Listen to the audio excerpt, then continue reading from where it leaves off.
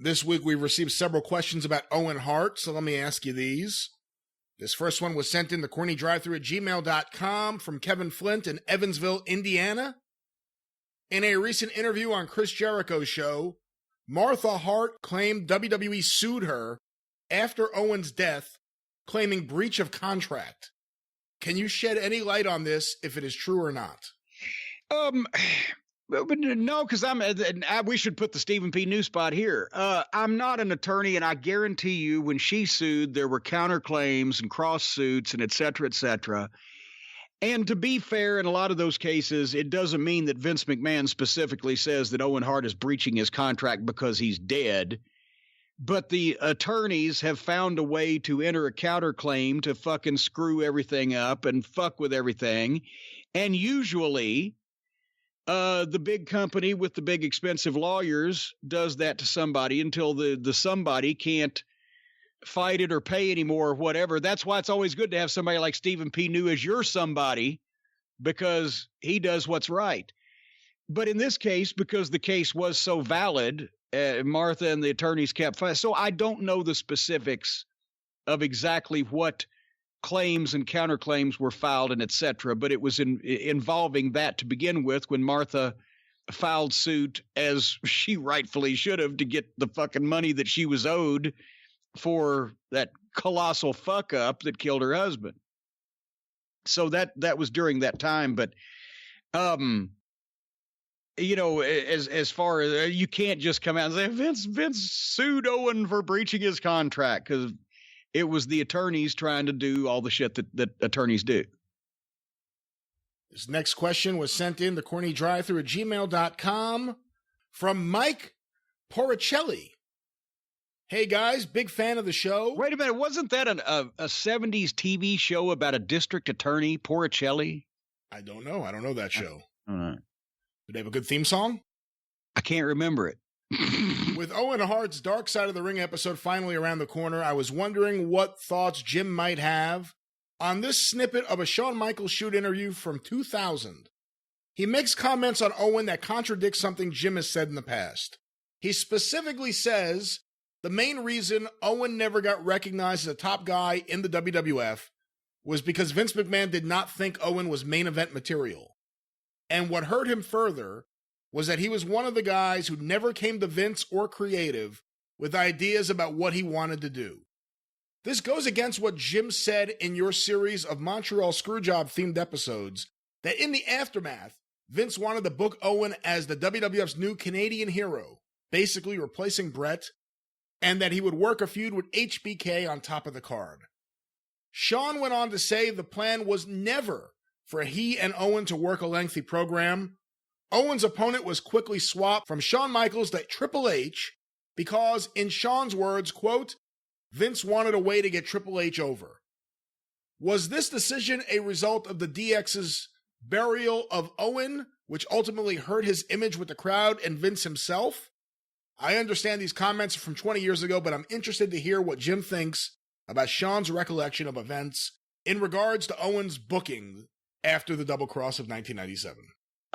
Well, it's either that's what Vince was telling Shawn and Triple H when they were whining and complaining to him, or that's the story that Shawn has come up with to explain how those things happened in a better light for him, or he just happened to say that day because of the question he was asked or whatever. But no, to placate Owen Hart, and once again, I was still around for the aftermath of that for another month, to placate Owen Hart, and so he wouldn't leave, as well as Bulldog was leaving, and Bret was already gone. He didn't want to lose everybody. He tore up Owen's existing contract, gave him like $150,000 a year raise to like $400,000, and he instructed the creative team that we would get a goddamn. You know, I don't know if he ever said we're going to make Owen the Canadian hero or that exact verbiage, but we're going to make Owen a top guy to come back and get revenge on Shawn and run Shawn and Owen. That's also what he told Owen to get Owen to sign the contract. But it didn't happen. Because that's when Shawn started doing the promos about, the little nugget. You flush the turd, but the little nugget just won't go down, keeps floating around, and just diminished Owen, didn't take him seriously. And, I never heard Vince say anything approaching that Owen Hart wasn't a top talent. And that's what they were trying to make him. Do you think he would give him $400,000 a year 23 years ago if he didn't think he was a top talent and want to keep him? And when Vince gave somebody that much money, the creative team was instructed to at least in those days, to figure out a way to fucking put them on top of the cars, justify their fucking position, their salary. So that's like everything else. Shawn Michaels, there's a clip out there of an old interview with Rob Feinstein where he said, well, I just sat Cornette down one day and told him, hey, you may not like it, but things are going my way instead of your way. And not this old fashioned stuff, but it's going to be a changing way. And if you don't like it, except we never had that conversation. We never had a personal conversation. I interacted with him in a professional capacity with whatever I had to fucking relay to him. And he did the same thing to me. And we never really fucking had any personal conversations, much less one that deep. And you probably would have heard about it by now. At least for me, you would have. So he makes this shit up to explain after the fact why that people think badly of him and not of other people. In the aftermath of Montreal, was Vince McMahon worried about how the Canadian fans, and not just Montreal, but Calgary, Toronto, wherever, would accept WWF if they didn't have Brett? Obviously, Bulldog and Neidhart were gone. That is one of the main reasons I would think that you would want to give Owen more money to keep him, so you had a Canadian star. Were they worried? Yeah. Were there any internal discussions about, how is Canada going to react to this? No, I said it wasn't like when Walter Cronkite criticized the Vietnam War, and in the White House they said, my God, if we've lost Cronkite, we've lost America. It wasn't like if we've lost Brett, we've lost Canada. They wanted to keep Owen more for the wrestling fans everywhere rather than the specific country, and for the, just to not lose the whole bunch of them. But also because, Vince wanted to use him at least at that time. Plans change. So but I think the publicity of just the whole, this was before that it dawned on Vince that he was going to be the heel in this, and he was going to become Mr. McMahon, and then he embraced it and went the whole way with it. But remember, as we've talked about, for the first few weeks, he thought he was going to be the babyface and bury Brett.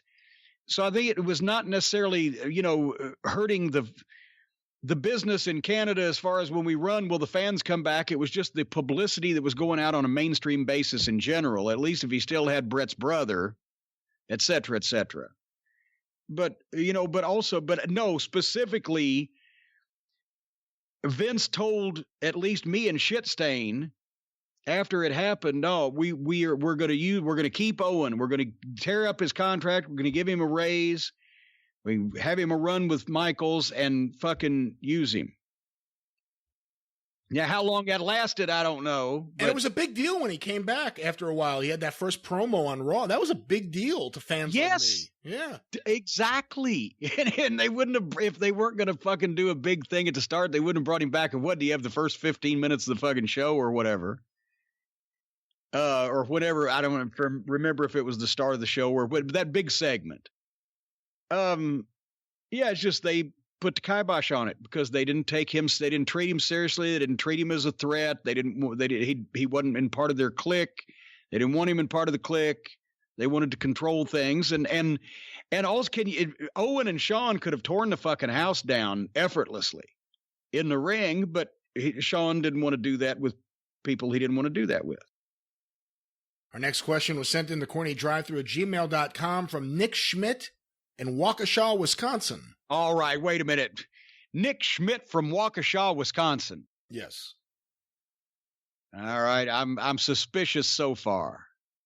The very first wrestling video I owned was In Your House 3 triple header. Who came up with the idea of Owen being late to the show and Jim having to ask every heel in the building to replace him as an honorary tag team champ for the night? And why did they choose to bury Owen at the end of this match? They talk about how he hasn't shown up to the building all night, and they replace him with the Bulldog, only for him to run into the ring and get powerbombed by Diesel, and Shawn gets the win. Why couldn't they have just done a double DQ or count out so all 3 belts were protected? Love what you guys do. You help me get through the week. Well, you got to remember, this was before I was on the creative team, because this was the In Your House 3 was what, in 95. I was still living in Knoxville running Smoky Mountain. I was coming up as a guest star.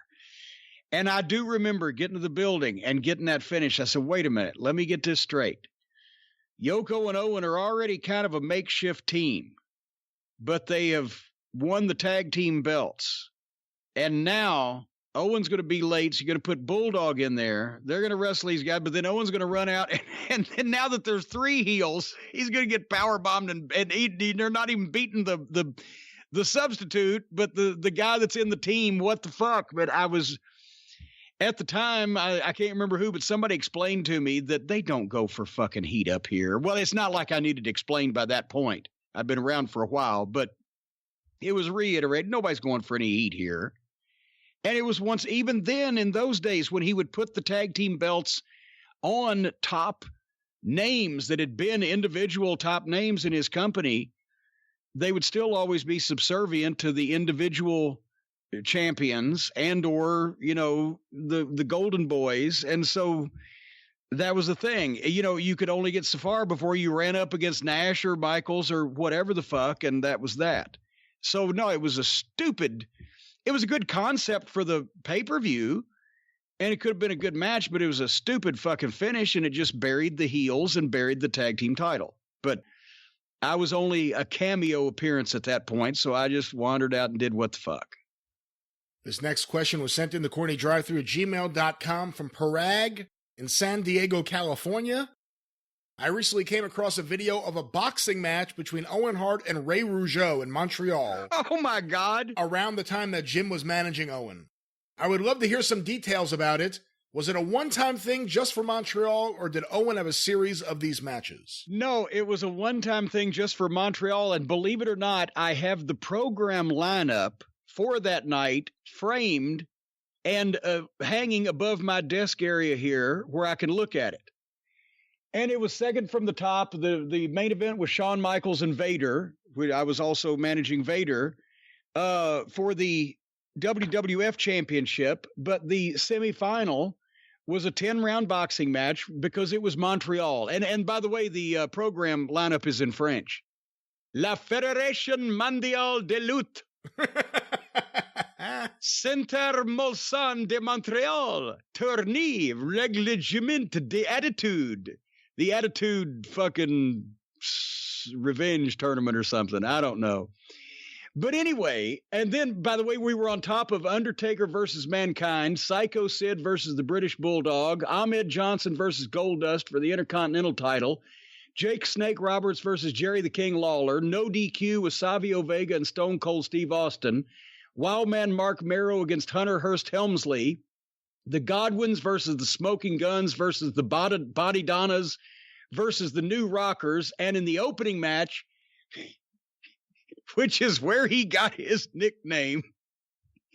Remember Bradshaw's original name before John Bradshaw Layfield was Justin Hawk Bradshaw? Yeah. Well, on this lineup, he's taking on local boy Carl LeDuc, the nephew of Joe LeDuc. And he's Justin Hank Bradshaw, which is why for the past 24 years, every time I've seen him, I've called him Hank. It was a big lineup at the Molson Center in Montreal, and I don't have the gate in front of me, but it did, several $100,000 Canadian money. And it was a nice payoff, except back then, Canadian money was worth about 70 cents on the U.S. dollar or whatever. So every time we saw those blue checks from the Toronto office from Carl DeMarco, we would get a sinking feeling in the pit of our stomach. But Ray Rougeau was doing television at the time for the WWF. But since this was Montreal, they decided to do a little something. Well, fucking Owen and Ray in a boxing match. Where the fuck did that come from? Where that came from was that Ray Rougeau got George Chuvalo to be in his corner. And for the folks who don't know, George Chuvalo was a hugely famous fucking boxer. Goddamn, did he win the title at one time in the 60s or whatever the fuck? He fought Ali. He was one of the most famous boxers of the modern era. And he's, French Canadian and local and whatever the fuck. So that was kind of an attraction match. Ray Rougeau and hold on, I can't see without my glasses. I got to bring this down here. Ray Rougeau accompagnant dans son coin de Jacques Rougeau and Dino Clavette. So Ray had his brother Jacques and Dino Clavette, who was another French-Canadian boxer, in his corner, and he got George Chuvalo to come and be in Owen's corner. And so it was a fucking goddamn, gimmick match just for Montreal. But I got this nice fucking program page out of it. I can't read a goddamn word of this. Dino Clavette had a boxing gym there also, Gymnase de Boxe. Were you there? Were you at the show? I was at the show, yes. That's where I got the program. So this was goddamn Le O2 out 96. Would that have been August? Is that out? Yeah, I don't know. Okay, well, whatever. I think it was August 96, and we were that's when I was making some of the big house shows with Vader. I made the Toronto Exhibition Stadium show that month with Vader, where we did 30,000 people or whatever, and I worked with Jose, and Vader worked with Shawn that night also. So I was making some of those big events at that point. Besides, Montreal is only a 4-hour drive from Stamford. So I'd rather go to Montreal than I would Kansas City. Except for the road signs are in French, and they give you a headache trying to look at them. Such a unique town, because even after all the territories died, Montreal was the one city, especially with the Rougeau brothers, specifically Jacques, where you could bring in WCW or the WWF and do a unique, localized main event featuring a Rougeau, and it would draw a big house. Yeah, and that's why they were figured into this one and instrumental in getting the celebrities to come in. The French Canadian people are fiercely protective of their own people. And then, the Dino Bravo. Let's face it. Dino Bravo was God in Montreal, the top guy in wrestling and drawing 20-something thousand people. But then, and he had been more athletic in his younger days. But when you saw that version of Dino Bravo on a national basis, he wasn't that great, but he was French and he could cut a fired up promo. They love their French people in Quebec.